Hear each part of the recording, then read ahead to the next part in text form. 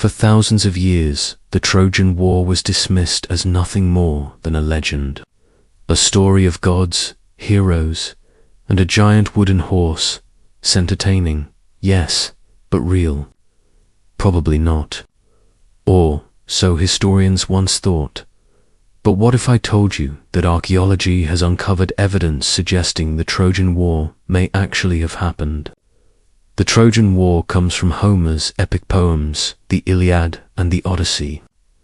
Written around the 8th century BCE, according to the story. The war began when Paris of Troy abducted Helen, the wife of a Greek king.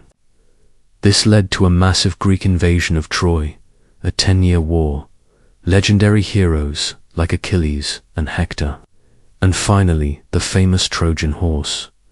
For centuries, scholars believed this was pure mythology. After all, the poems were filled with gods interfering in battle and warriors with near superhuman strength. Everything changed in the 1870, Segundo Sana. German archaeologist named Heinrich Schliemann began excavating a site called Hisarlik. In modern-day Turkey, what he found shocked the world. Beneath the ground were the remains of multiple ancient cities, built one on top of another. This wasn't just one Troy, it was many Troys, destroyed and rebuilt over centuries. One particular layer, dating to around 1200 BC, showed signs of violent destruction, burned buildings, broken weapons, and hastily buried bodies. That timeline lines up perfectly with when the Trojan War was said to have taken place. Modern historians now believe the Trojan War, if it happened, was probably not exactly as Homer described. There were likely no gods throwing lightning bolts, and the Trojan horse may have been symbolical, an exaggerated version of a real military tactic, but a real conflict.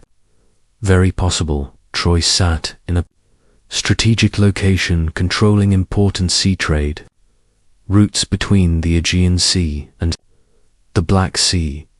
That alone would have made it a valuable and highly contested city.